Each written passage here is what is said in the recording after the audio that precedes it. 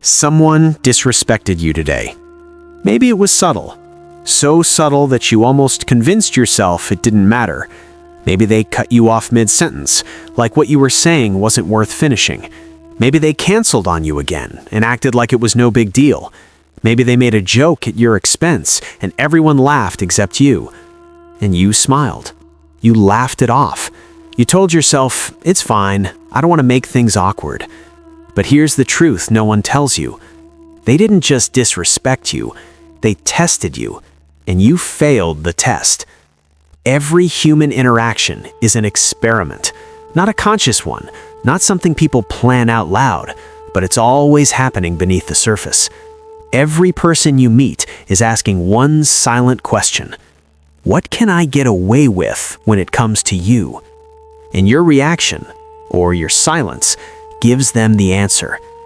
When you let it slide, when you stay quiet, when you make excuses for their behavior, you are not being kind. You are giving permission. Permission to do it again. Permission to go a little further next time.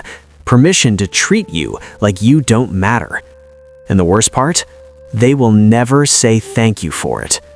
People don't respect patience the way you think they do. They don't admire endless understanding. They don't suddenly wake up one day and say, wow, this person is tolerated so much, I should treat them better. That day never comes. Instead, something else happens. They take notes. They learn exactly how far you can push you without consequences. They learn which lines they can cross safely. They learn that you will absorb discomfort so they don't have to. And once they learn that, the behavior doesn't stop.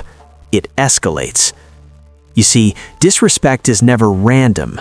It's patterned. It's learned behavior. People repeat what works. If interrupting you has no cost, they'll keep interrupting. If canceling on you has no consequence, they'll keep canceling. If mocking you gets a laugh and no resistance, it becomes entertainment. This isn't because people are evil. It's because humans are wired to look for the path of least resistance. And if you become that path, people will walk it again and again until there's nothing left of your self-respect. Niccolo Machiavelli watched this destroy kingdoms. He saw good, moral, well-intentioned people get crushed by those who understood one brutal truth.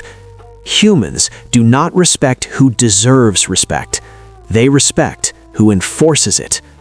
Right now, there's someone in your life testing your boundaries. They're watching how much they can take before you push back. They're observing how you react when they disrespect you. They're measuring your tolerance. And if you're watching this video, there's a high chance you haven't pushed back yet. You've been patient. You've been understanding. You've been forgiving. And they've been collecting data. Today, that ends. Because I'm about to show you why people walk all over you and why they never try it with others. I'm going to show you the exact behavioral patterns that command respect instantly. Not theories, not motivational nonsense. These are timeless psychological laws that have worked for centuries. And once you see them, you will never unsee them. By the end of this video, you won't look at relationships the same way again. You'll understand why certain people dominate every room without raising their voice, why some people never get interrupted, why others are automatically respected without explaining themselves. And more importantly, you'll know how to become one of them. Before we continue, type this in the comments: I control my value. Now listen carefully. The first truth you must accept is uncomfortable. Society does not run on intentions. It runs on rank. Your good intentions are invisible. Your kindness is not currency. Your morals do not automatically earn respect. You can be the most thoughtful person in the room. You can care deeply about fairness. You can try to do the right thing in every situation. None of that creates respect. Behavior does. Every time you interact with someone, they are ranking you. Not consciously, not maliciously, but it's happening. Within the first few moments, their brain decides, is this person above me or below me? Do I need to impress them or can I test them? Should I give or can I take? This isn't cruelty, it's survival software.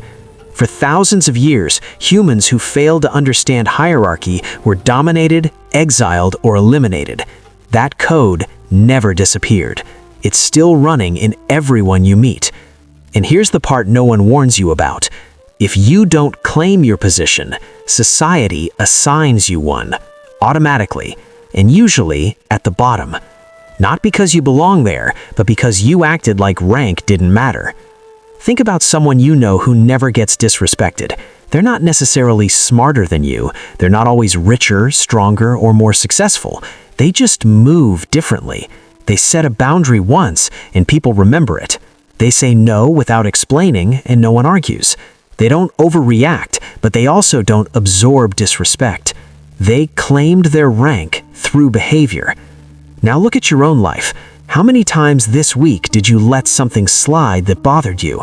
How many times did you explain yourself when someone questioned your decision? How many times did you say yes while everything inside you was screaming no? Every one of those moments was a test, and every time you didn't stand firm, you taught people exactly where to place you in their hierarchy. Niccolo Machiavelli said, "Men judge more by the eye than by the hand. Everyone can see, but few can feel." People don't judge what you feel inside, they judge what they see. Your internal goodness is invisible to them. Your external behavior is the only data they have, and they use that data to decide how to treat you. So here's your wake-up call. Stop expecting people to honor your intentions. They can't see your intentions. They can only see your actions. And right now, your actions are telling them, you don't enforce boundaries. You don't create consequences. You don't push back. That's not respect. That's convenience. You've become the easy option, the person who won't cause problems, the one who will understand, the one who absorbs whatever they throw. And once you're labeled convenient, everything changes. People interrupt you because they know you'll wait. They cancel because they know you'll forgive.